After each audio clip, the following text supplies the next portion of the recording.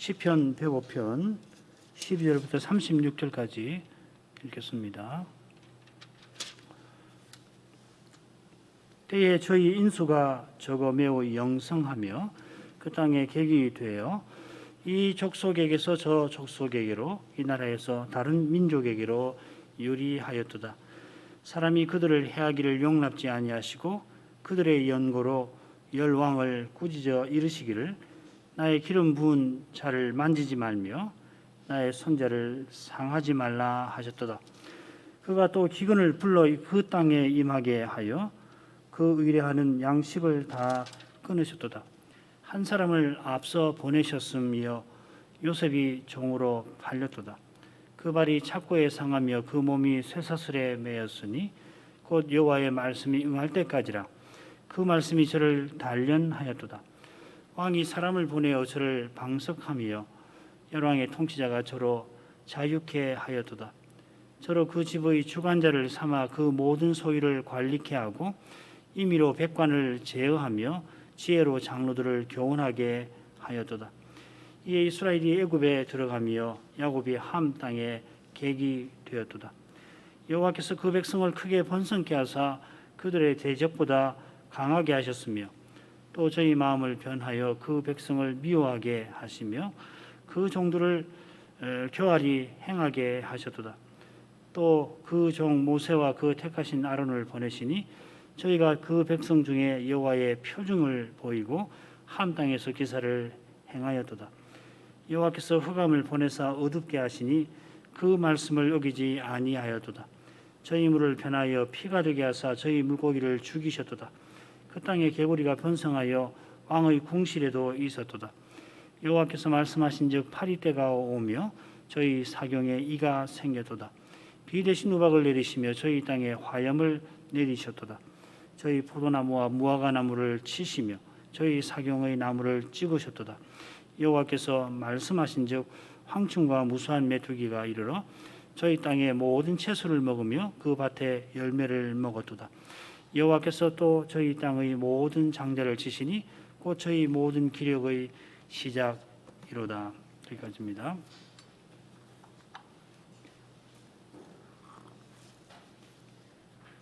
다윗이 언약궤를 예루살렘 장막에 옮기고 거기 임재해 주신 여호와께 감사하는 찬송을 드렸습니다. 지금 그 언약궤 옮길 때 드린 찬송시에서 이스라엘의 찬송에 해당되는 처음 부분 역대상 16장 8절부터 22절까지인데 그 처음 부분이 약간 변경이 된 채로 시편 105편 처음 단락들 1절부터 15절을 이루고 있습니다. 그래서 105편에 이어지는 단락들은 하나님께서 아브라함에게 하신 언약을 기억하고 이루신 일을 노래합니다. 찬송하는 거죠. 여호와께서 조상들과 언약 맺으신 것을 기억하셨다 하고서 처음과 끝에 노래합니다. 6절부터 11절, 42절부터 45절이 그 내용이죠. 여호와께서 언약을 기억하셔서 약속대로 자기 백성을 이집트에서 이끌어내시고 마침내 가나안에 들이셨습니다. 이것이 본론의 둘째 단락 12절부터 해가지고서 14절, 45절 상반절까지 41절까지가 되겠습니다. 다윗이 언약궤를 옮긴 일도 하나님께서 친히 행하신 것입니다. 출애굽의 기사를 행하신 하나님께서 다윗을 통하여 위대한 구원을 이루셨습니다. 이 시는 바로 그것을 기억하라고 권합니다. 이 시인의 권면이 이 시를 노래하는 포로기 백성에게 어떤 의미가 있었는지 우리는 염두에 둘 것입니다.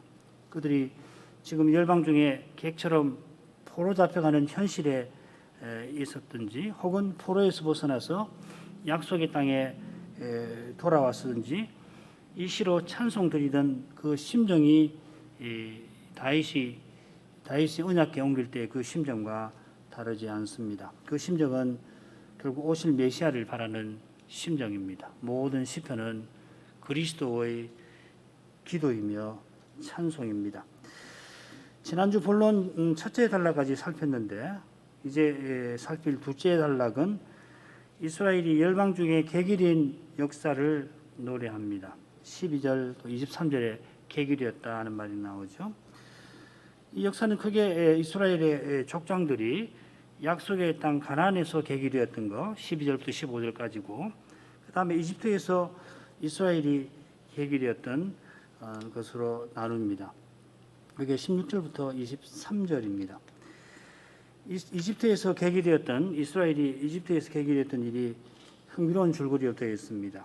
이집트에 들어가게 된 경위가 16절에 짤막하게 나오고, 그리고 23절에 거기 들어간 일이 기록이 되어 있는데, 중간에 요셉을 먼저 보내어서 하나님께서 이스라엘이 이 이집트에 들어올 수 있게 하셨다 하는 내용이 17절부터 22절까지 기록이 되어 있습니다. 그 17절은 16절보다 더 과거의 일이 되겠죠, 그죠? 12절부터 15절까지 읽겠습니다. 때에 저희 인수가 적어 매우 영성하며 그 땅에 객유되어 이 족속에게서 저 족속에게로, 이 나라에서 다른 민족에게로 유리하였도다. 사람이 그들을 해하기를 용납지 아니하시고 그들의 연고로 열왕을 꾸짖어 이르시기를 나의 기름 부은 자를 만지지 말며 나의 선자를 상하지 말라 하셨도다. 12절 처음에 때에라 하는 말이 나오는데, 바로 앞단락에 나온 대로 여호와께서 아브라함과 할례 언약 맺으신 그때를 가리킵니다. 그때 하나님께서 가나안 땅을 기업으로 주겠다 약속하셨습니다. 아브라함이 여호와의 지시를 받아서 받들어서 가나안에 들어왔지만은 가나안은 이 족속 저 족속 이 나라 다른 민족이 이미 다 차지하고 있었습니다. 게다가 아브라함의 부족은 인수가 적어서 매우 영성한 상태였습니다. 보잘것없는 상태였습니다.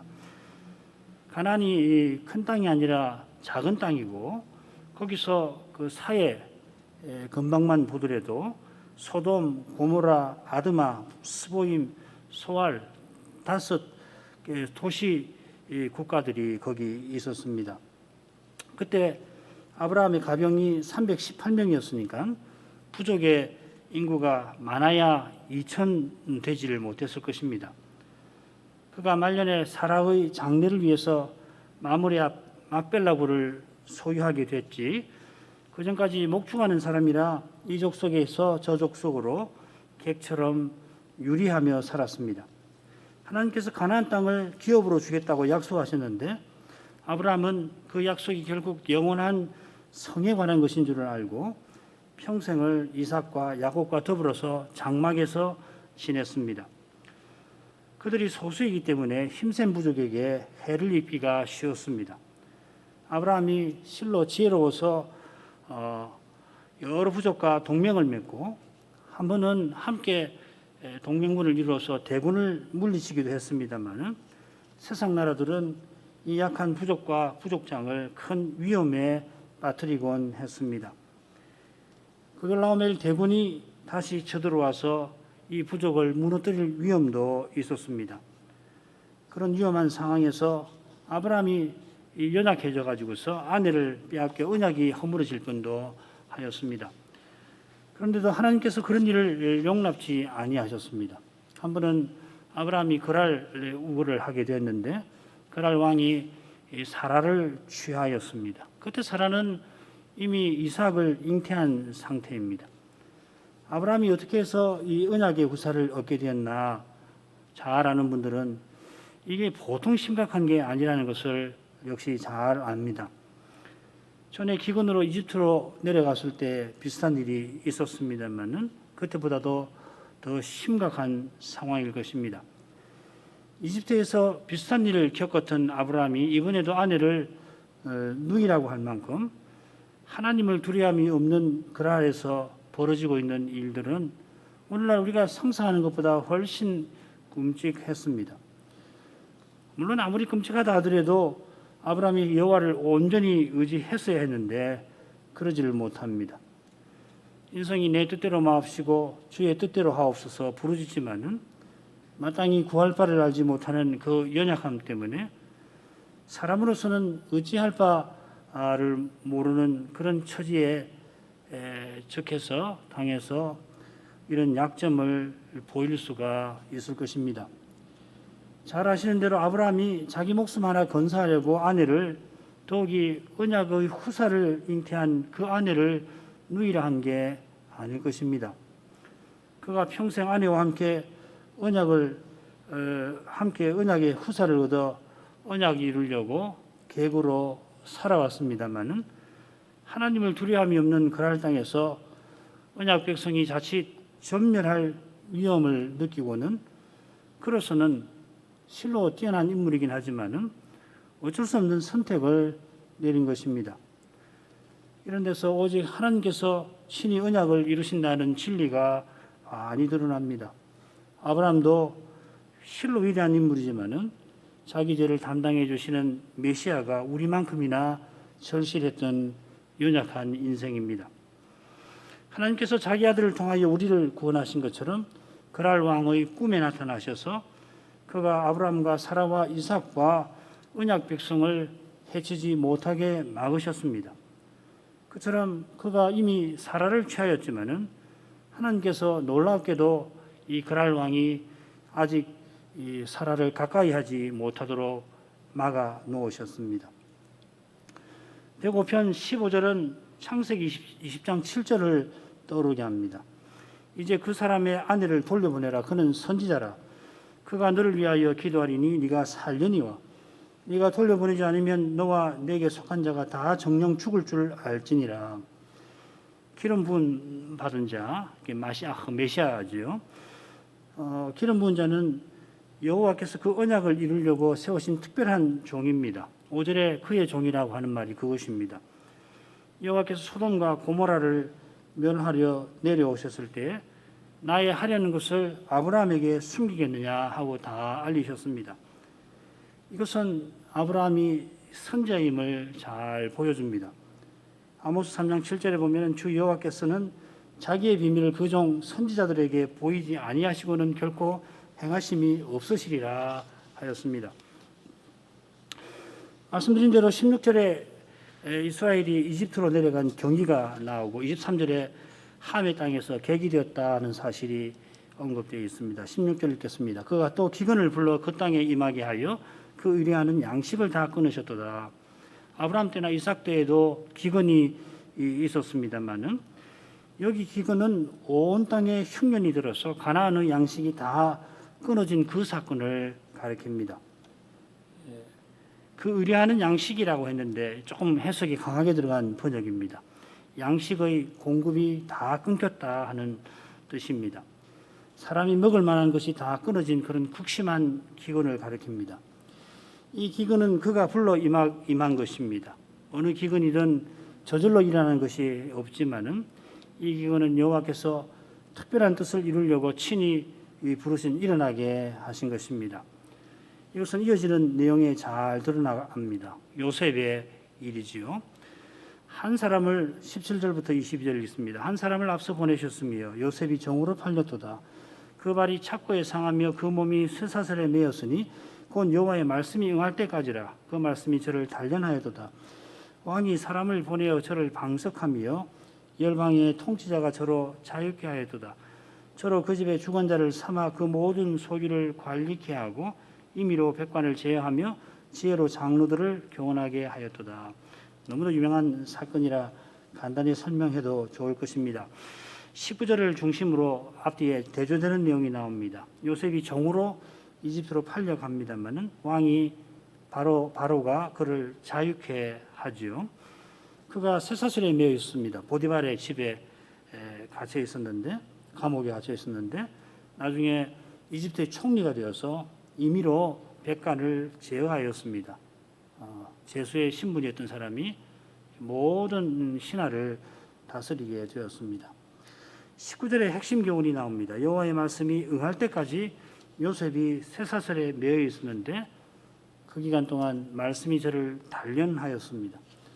자, 이런 줄거리를 통해서 시인이 하나님께서 특별한 뜻을 이루셨다는 것을 강조하고 있습니다. 그처럼 하나님께서 한 사람을 앞서 보내셨습니다. 형들이 요셉을 미워하여 죽이려 했지만은 요셉이 이집트의 종으로 팔려갔습니다. 그러나 하나님께서 요셉을 앞서 보내셨습니다. 그들 앞서 보내셨습니다. 형들 앞서 보내셨습니다. 이 보내신다는 표현이 이 살라흐라는 말인데, 이것은 요셉이 하나님의 특별한 종으로 사명 행하러 보냄받았다 하는 뜻입니다. 이 표현에서 샬리아흐라는 말이 나오는데, 이 신약의 사도가 히브리어로 하면은 이 샬리아흐가 됩니다. 아포스톨로스라는 말인데 이 히브리어로 번역하면은 샬리아흐가 됩니다. 그래서 그리스도는 성부의 샬리아흐고 바울 사도는 그리스도의 샬리아흐입니다. 그래서 히브리서에 보면은 예수 그리스도를 사도라고 그러죠, 그죠? 사람의 눈에는 불쌍한 종이지만은 요셉이 실은 여호와의 종이었습니다. 여호와께서 그와 함께 하셔서 형통하게 하셨습니다. 맡은 사명을 이루고 나가게 하셨다 하는 뜻입니다. 그냥 보디발 집에서 평안하게 해코지 당하지 않고 지냈다는 정도가 아니죠. 요셉이 자기 사명을 다한 건 아닙니다. 어려서 꿈으로 받은 그 계시를 생각하고 또 생각하면서 날마다 주의 인도를 받아 나간 겁니다. 그런데 그가 보디발 아내의 악한 꾀로 그만 감옥에 갇히게 됩니다. 감옥에서 술 맡은 관원의 꿈을 해몽해 주었지만은 그 관원은 복군되자마자 요셉을 까마득히 잊었습니다. 사람들은 물론이고 요셉도 자기가 쇠사슬에 매여 있다. 나는 쇠사슬에 매여서 이도저도 할 수 없는 그런 신세구나 생각했을 겁니다. 그러나 하나님께서 그가 매여 있는 그 현실조차도 허망하게 그 보디발 감옥에 매여 있는 요셉으로서는 좌절할 만한, 낙담할 만한 그런 현실, 그 세월조차도 주님의 뜻에 쓰십니다. 술 맡은 관원이 나중에 그 일을 왕의 꿈을 듣고는 그때서야 요셉의 일을 생각하고, 그래서 요셉이 이 총리가 될 수가 있었지 않습니까? 자, 이것이 여호와의 말씀이 응할 때까지라 하신 데에서 잘 드러납니다. 시인이 언급하는 말씀은 요셉이 아버지 집에 있을 때 꿈으로 받은 계시로 보는 것이 제일 좋습니다. 해와 달과 11별이 요셉 앞에서 절한 그 꿈입니다. 요셉은 바라던 것과 달리 이 보디발의 감옥에 더 갇혀 있었는데 술관원의 꿈을 풀어주고 곧 풀려날 줄로 생각했지만은 더 갇혀 있었습니다만은 마침내 그 계시가 이루어질 때가 찾아왔습니다. 그 내용이 20절부터 22절까지죠. 그 말씀이 마침내 이루어집니다만은 그때까지 말씀이 요셉을 단련하였습니다. 이 단련한다는 말이 이 다윗의 시인 18편에 나옵니다. 여호와의 말씀은 정미하다 하는 말입니다. 이 정미하다는 표현은 정지한다, 정련한다 하는 것입니다. 불순물을 제거해서 순수하게 만드는 겁니다. 다윗이 특히 그 유다 광야에서 유리하다가 왕이 되어 적들을 물리치는 그러한 삶에서 이 교훈을 터득한 것이겠죠. 그래서 그 후에 이 시를 썼습니다. 다윗이 사무엘을 통하여 받은 말씀을 깨닫기까지, 자기를 기름 부으신 그 뜻을 깨닫기까지 여호와만 의지하게 만드셨습니다. 몇 번이고 다윗이 광야에서 여호와의 기적적인 도우심을 받아 사울의 무서운 공격을 벗어납니다마는 희한하게 그 광야 생활이 거의 끝날 무렵 다윗은 더 이상 버티지를 못하고 다시금 블레셋 왕 아기스에게 몸을 의탁합니다. 그런데 그 일로 다윗은 이제 블레셋과 함께 전쟁에 나가서 자기 백성을 죽여야 할 처지가 되고 맙니다. 그런 처지에서도 여호와께서 다윗을 건져내 주셨는데 그 후에 시글락으로 돌아가 보니까 아말렉이 쳐들어와서 자기 식구들 모두 포로잡아 간 뒤였습니다. 이 거듭되는 위기에 다윗의 그 충성스럽던 사람들이 돌을 들어서 다윗을 쳐서 죽이려고 하였습니다. 그야말로 절체절명의 순간이었는데 그 순간에 다윗이 여호와를 힘입어 용기를 얻습니다. 이로써 유다 광야에서 유리하던 생활은 끝나고 다윗은 유다 지파의 왕이 되고 이어서 온 이스라엘의 왕이 됩니다. 여호와께서 말씀으로 다윗을 단련하셨습니다. 다윗이 말씀하신 하나님과 하신 말씀만 붙들게 하셨습니다. 그처럼 요셉은 주신 계시를 생각하고 또 생각하면서 눈앞의 현실의 어려움을 견뎠습니다. 현실을 보면 낙심이 마음에 가득합니다마는 말씀으로 돌아가면 어느새 소망이 마음에 피어오릅니다. 참 희한한 일이에요. 아무리 현실이 낙심스러운데 말씀으로 가면은 희망이 보입니다. 믿음은 이 소망하고 다 붙어 있는 것이거든요. 하나님께서 그 언약을 틀림없이 이루실 것을 바라보는 겁니다. 정미한 말씀이 요셉의 마음에서 없어져야 할 것을 드러내고 고난을 통하여 없어지게 만든 것입니다. 말씀을 듣는 일은 죄와 죽음의 현실에서 고난을 동반합니다. 아무리 평안한 삶이라도 말씀을 정직하게 들으려면 죄와 씨름을 해야 하고 정말 목숨을 주님을 위해서 내놓을 것인가, 내놓을 마음인가, 그러한 점에서 씨름하지 않을 수가 없습니다. 반드시 고난을 통과해야 합니다. 요셉이 죄수의 몸으로 보디발의 옥에 갇혀 있지만은 그가 받은 말씀은 실은 이루어져 갔습니다. 믿음의 길에서 고난을 받는다면 이미 말씀이 이루어진 것입니다. 이것을 깨닫기까지 깨달은 후에도 다시금 슬픔과 괴로움을 맛보아야 합니다마는 이 세상이 주지 아니하는 못하는 하늘의 기쁨이 거기 반드시 임합니다. 주님의 모든 것, 심지어 내 생명도, 그러니까 나의 권리, 나의 명예, 물론 다 버리려는 그런 심정이 있다면은 그리스도를 이미 얻은 것입니다. 아마 요셉도 관원의 일을 잊은 그때에 하나님께서 관원들어 요셉을 생각나게 하셨습니다. 바로 들어 신비한 꿈을 거듭 꾸게 하셨습니다. 오랫동안 종살이하다가 심지어 옥에 갇힌 요셉이 방석될 뿐만 아니라 바로의 집의 주관자가 되어서 그의 모든 소유를 관리합니다. 왕이 요셉을 총리로 세우고 백관을 마음대로 다스리게 합니다. 하나님이 주신 지혜로 이집트의 장로들을 교훈하게 합니다. 요셉이 7년 흉년에 이집트를 살렸고 주변 민족들도 살렸습니다. 물론 언약 백성을 기근에서 살렸습니다. 이스라엘이 기근을 피하여 이집트로 들어갑니다. 기근만 피한 게 아니라 형들이 악한 미움에서 건진받아서 언약 백성답게 살게 되었습니다. 그러나 하나님께서 아브라함에게 하신 말씀처럼 이집트에 눌러 앉게 하신 게 아니라 객이 되게 하셨습니다. 객이 되게 하신 것은 약속대로 가나안을 얻게 하려 하심입니다. 가나안 족속들의 죄악이 아직 관영치 아니한 까닭에 그동안 자기 백성을 이집트에서 나그네로 살아가게 하셨습니다. 말씀으로 요셉을 단련하신 것처럼 이들도 조상 아브라함처럼 하늘 번양을 바라며 살게 하신 것입니다. 요셉이 살아있는 동안 형통하게 살더라도 이 세상에서 나그네와 행인의 심령과 태도로 살아야 합니다. 저 하늘나라를 바라보면서 지금 여기서 하나님 나라를 드러내야 합니다. 그러라고 요셉을 먼저 이집트로 보내셨습니다. 동생을 미워하고 죽이려 하던 그들이 서로 사랑하며 살게 하신 것입니다.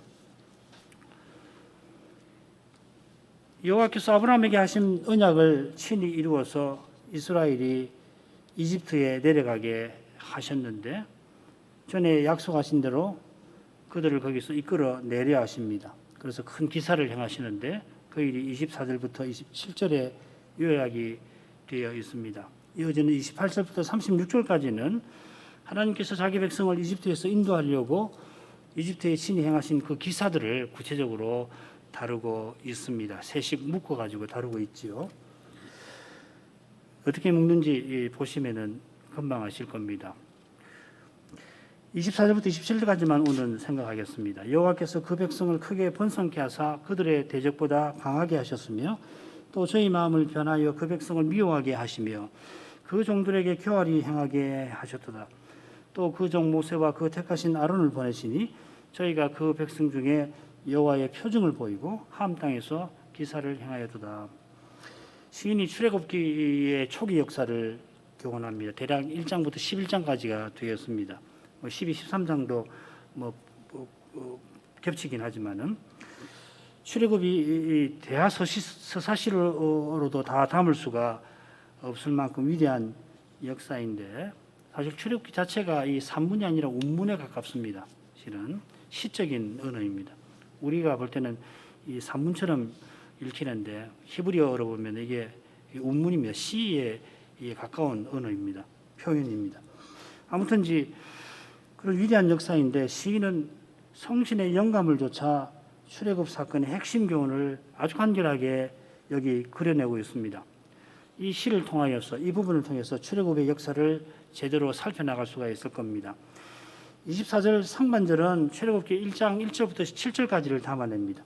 야곱이 이집트에 내려갈 때 그의 혈속이 70인이었는데 여호와께서 그 백성을 크게 번성케 하셨습니다. 이 표현이 출애굽기 1장 7절에 나옵니다. 여호와께서 아브라함대로 번성케 하리라 약속하셨는데 이집트에서 그 약속을 이루어 주셨습니다. 이집트에서 나올 때 군대로 편성된 남자만 60만이 넘을 정도였습니다.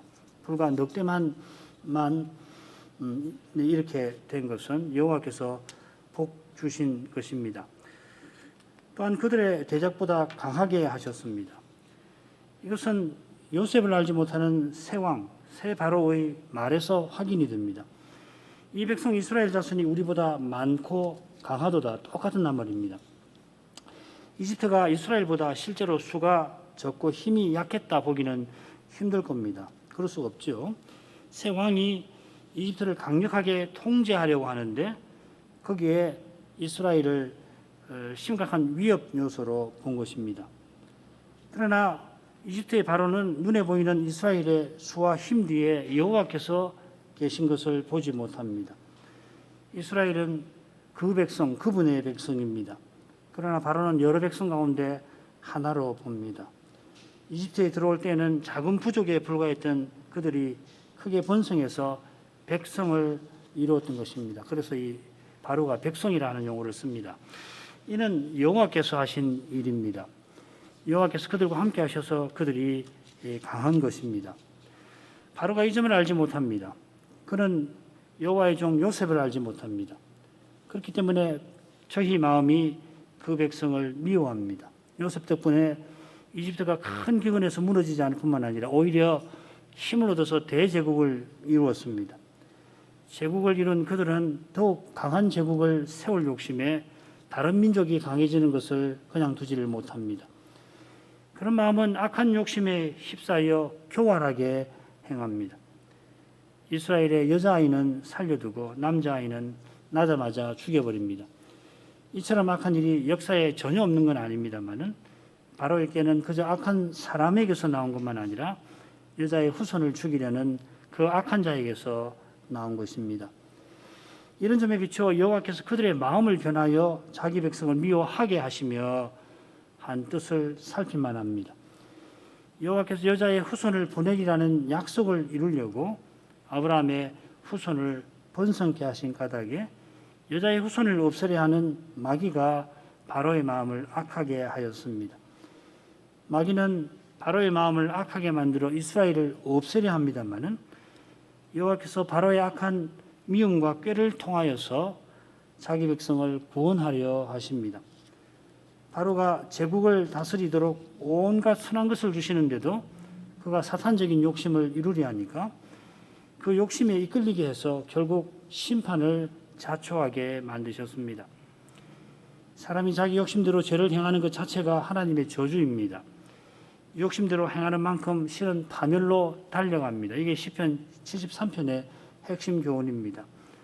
하나님께서 잘못을 깨닫게 하셨을 때 회개해야 복되고 적어도 악한 마음을 누그러뜨려야 그나마 다행인데 바로와 같이 그렇게 아니하면은 실로 두려운 것입니다. 여호와께서 바로가 이스라엘에게 교활히 행하게 하신 동시에 자기 종 모세와 그 택하신 아론을 보내셨습니다.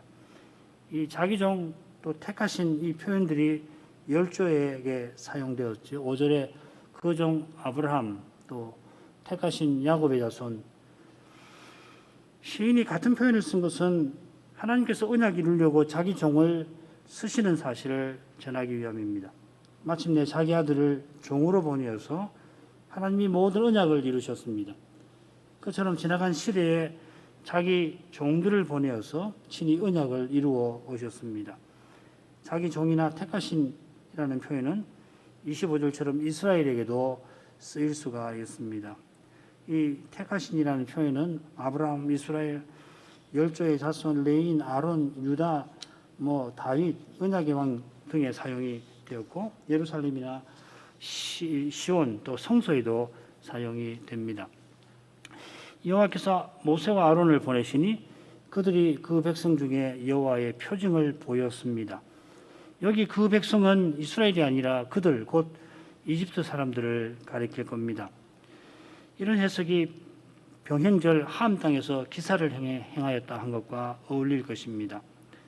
우리 번역대로 하면은 표징은 이스라엘 중에 행했고 기사는 이집트의 사람들에게 행했다 그렇게 새길 수 있는데 그거보다는 둘 다 이집트 사람으로 보는 것이 좋습니다. 모세와 아론이 행한 표징과 기사는 여호와의 표징과 기사입니다. 시편 105편 2절 5절에 여호와의 기사라는 표현이 나오죠. 시편 135편 9절도 마찬가지입니다. 출애굽 때 행하신 그 위대한 일들을 가리킵니다. 그들이 스스로 행한 것이 아니라 모세와 아론이 여호와께서 그들을 쓰셔서 친히 행하신 것입니다. 어떤 표징과 기사를 행하셨는지 이어지는 부분에 길게 나옵니다. 9절에 걸쳐서 나옵니다. 무슨 뜻인지 다음 시간에 생각하도록 하시겠습니다. 자비하신 아버지, 코로나19가 새로운 변이를 통하여 다시금 온 세계에 급속히 퍼지고 있습니다. 지난 시간들을 돌아보며 하나님께서 그 거룩한 사랑으로 저희를 붙들어 주신 것을 깨닫고 감사를 드리며 또 그 사랑을 이제도 의지합니다. 이 전염병이 역사의 전개에서 교회의 진행에서 어떠한 결과를 가져올는지 잘 알기는 어렵지만은 이 세상이 점점 주께서 경고하시는 저 두려운 시대를 향하여 나아감을 모를 수가 없습니다. 성신께서 처음부터 주님의 교회를 인도하신 것을 기억합니다. 역사의 처음부터 하나님께서 홀로 구원을 이루어 오셨습니다. 이제도 그리스도께서 주님의 교회를 약속대로 세워나가심을 믿습니다. 이 약속에 굳게 서서 더욱 성신의 가마를 의지하여서 이 시대에 저희를 향한 주님의 뜻이 무엇인지를 더 깨닫게 하시기를 구합니다. 그 뜻을 깨닫게 하신 만큼 저희 믿음은 오직 그리스도, 전부 그리스도가 되어갈 줄 믿습니다. 우리의 믿음이 순수하게 되게 해주시기를 구합니다. 저희들어 그리스도와 같아지는 저 복된 순간을 향하여 나아가게 하시니 그리스도를 얻기 위하여 다른 모든 것을 기꺼이 버리는 그런 심정을 품게 하시고 그러한 심정으로 주님께서 주신 현실에서 다만 그리스도를 존귀케 하려는 태도로 살아가게 하옵소서. 다만 인생이 얼마나 연약한지 잘 아시오므로 그 자비하신 손에 저희 모든 것을 의탁합니다. 주님의 그 사랑을 저희가 간절히 구합니다. 특별히 어려운 가운데 있는 이들을 돌아보아 주시고 주님의 사랑의 손으로 친히 붙들어 주셔서 하나님이 우리의 아버지이시며 이제도 우리의 머리카락을 다 세시는 그 사실을 힘입어서 당면한 현실의 어려움을 견디며 나가게 하옵소서. 주께서는 우리에게 있어야 할 것이 무엇인지를 다 아십니다.